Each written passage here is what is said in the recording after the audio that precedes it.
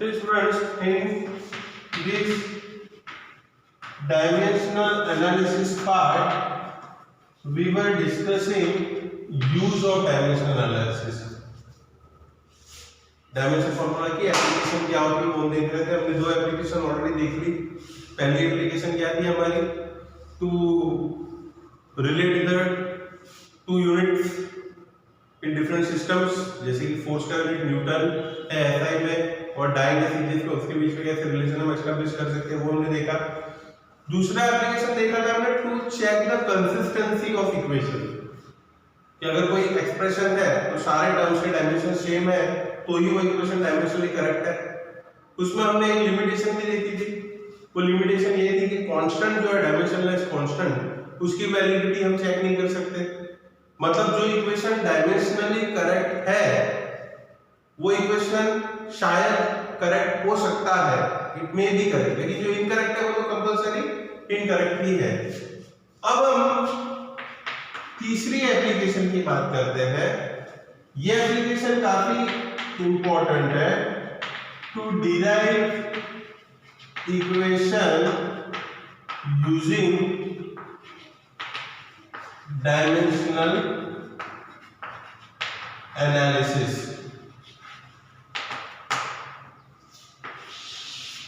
हम equations derive भी कर सकते हैं, तो derive equation using dimensional analysis.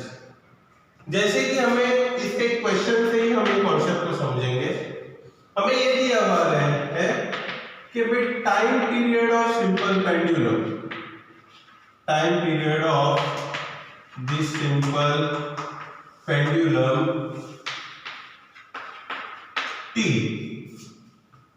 depends on first say length of pendulum,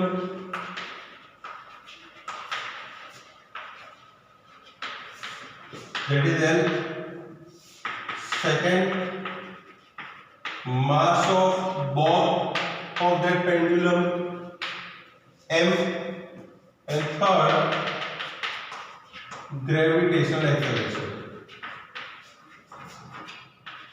gravitational acceleration g. Time period of simple pendulum depends upon all this quantity L, length of pendulum m, mass of bob g, gravitational acceleration. Derive expression for this time period t।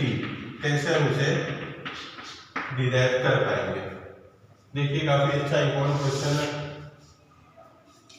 हमें यहाँ पे दिया हुआ है कि time period of simple pendulum, time period का dimension बोलिए t1 depend upon length of pendulum, length का dimension l1, mass of bob, mass का dimension m1, and gravitational acceleration, gravitational acceleration metre पर सेकंड स्क्वायर l1t-2।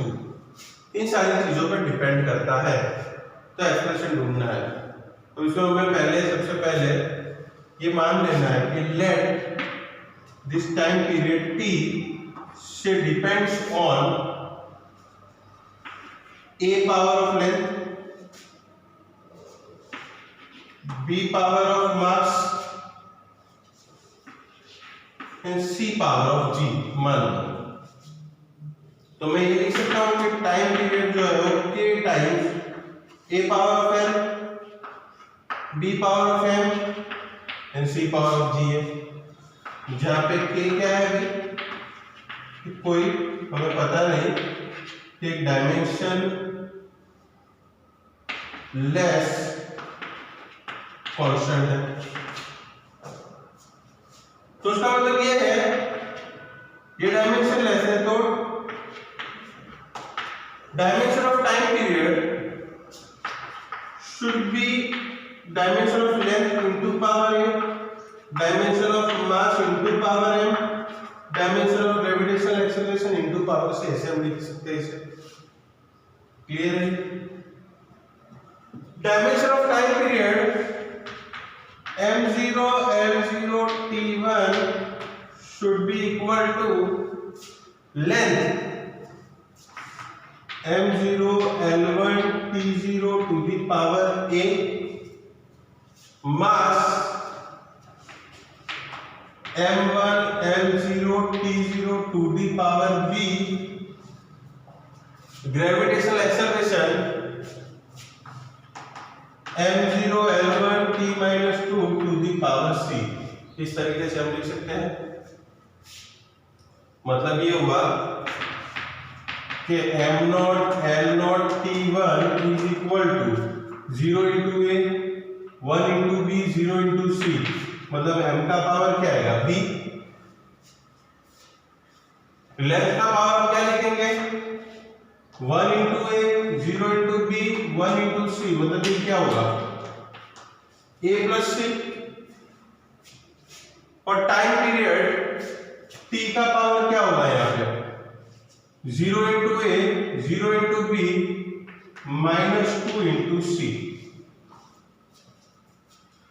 अब जो coefficient of amenity आ रहे हैं दोनों तरफ, उन दोनों कोएफिशिएंट को हम कंपेयर करते हैं तो b की वैल्यू आ रही है 0, a प्लस c की है 0, मतलब a equal to minus c होगा। माइनस 2c की वैल्यू है 1, तो c की वैल्यू हुई माइनस 1/2। a माइनस c है तो माइनस माइनस a की वैल्यू जो है वो होगी प्लस 1/2। ये हमें a b और c तीनों की वैल्यू मिल गई। इसको हम ऐसे लिख सकते हैं कि जो टाइम पीरियड t है वो proportional to l to the power a, मतलब l to the power 1/2, m to the power b, m to the power 0 तो लिखने की कोई जरूरत नहीं है, और g to the power c, g to the power minus 1/2 है। मतलब t equals to k l raise to 1/2 upon g raise to 1/2, t is equal to k under root l by g। It is been found experimentally that k is equal to what 2 pi। तो time period का formula बन सकता है हमारा 2 pi under root l by g।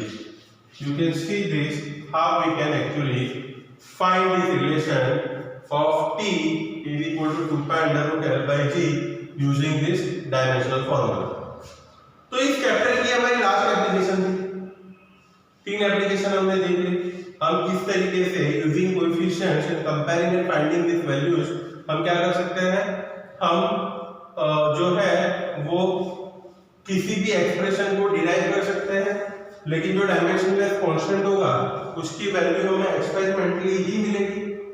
पहले 2 application हमने देख लिए थे to establish relation between 2 different system, and एक और एप्लीकेशन हमारा था, एक और यूज था जो था to check consistency of equation.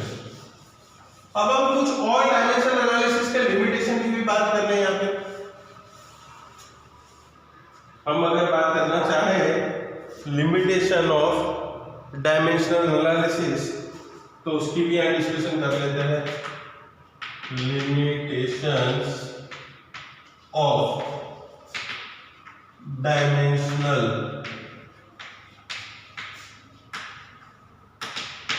analysis। ध्यान देना, पहली लिमिटेशन हमारी ये है डायमेंशनल एनालिसिस की कि जो डायमेंशन लेस कांस्टेंट होते हैं, dimension less constants cannot be